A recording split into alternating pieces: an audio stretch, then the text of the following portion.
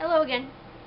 So after I ended my last video, I thought of a bunch of more things that I wanted to tell you, and also when I was uploading, I saw that you had uploaded 2 new videos, and that made me really happy. So you said that the Goose Girl was 45 pages, and whenever you said that, I was thinking, that sounds pretty sketchy, because I have my copy of the Goose Girl here, and it is...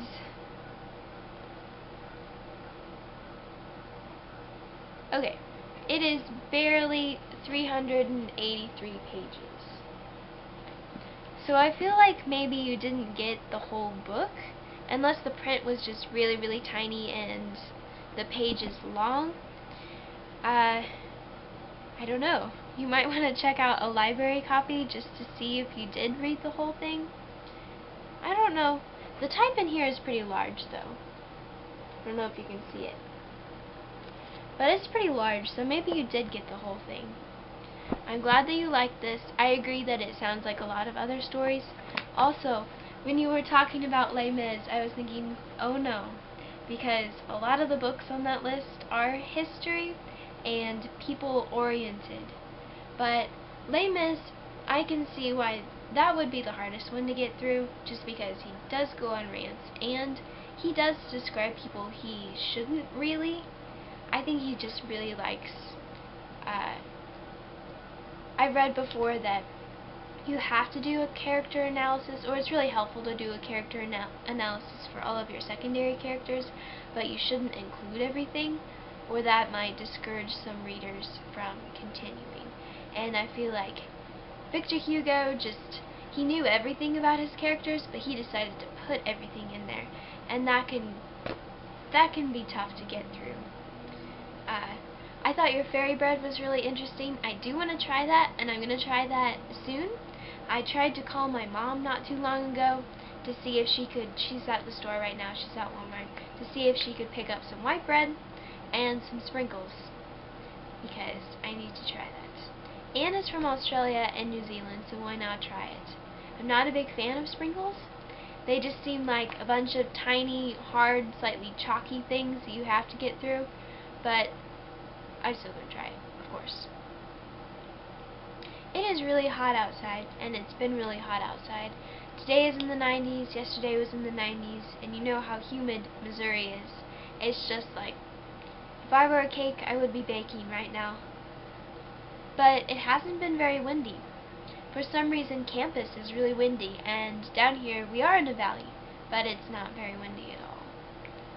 I also wanted to show you the cover of In a Burning, just because it's gorgeous. I really like the illustrator for the covers. Illustrator? I don't know if that's the right word to use. But these are the old covers. They have new covers now, which I don't really like. I have one that's like that, Forest Born. Did I put In a Burning on your list? Did I not? I don't think I did. But I would recommend this one, and River Secrets. Forest Born, give or take, that one really isn't important to me. Unless you just want to read it, then go for it. You asked me about Relay for Life. Yes, I've been to several as a Girl Scout, and the Kirksey Law Firm did something at one where we made homemade ice cream and we sold that. We sold it, or did we just give it away? I don't remember. I was pretty young. But what I do remember is the youth group at my church put together this thing to raise money for cancer, where you can pay to have anyone at Relay for Life arrested. So Chad Bauer was one of the older youth in the youth group. He would run around wearing an official-looking shirt and a hat and handcuffs. And he would handcuff people, take them back to this cardboard cutout jail, and keep them there for like 2 minutes or something like that. But we actually raised quite a bit of money because high schoolers and just mischievous people really liked to arrest their friends. That was fun to watch. What else? You asked me about ghosts, and I never answered that question. I do not believe in ghosts.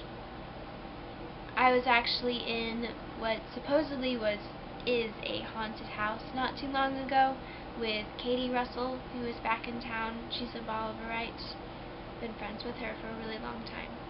But I just don't.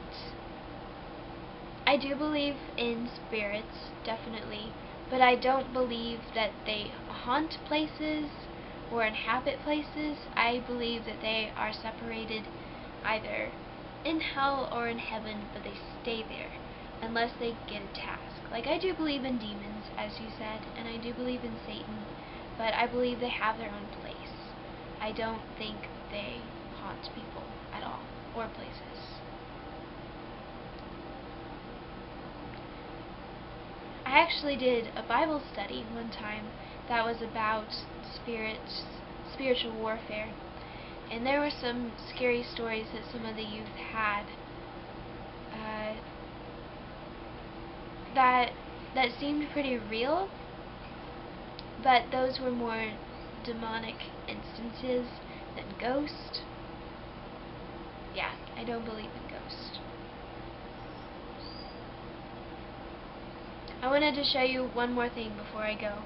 I hope the camera doesn't run out of time. It keeps telling me there's no memory on the memory stick, but I think it's fine.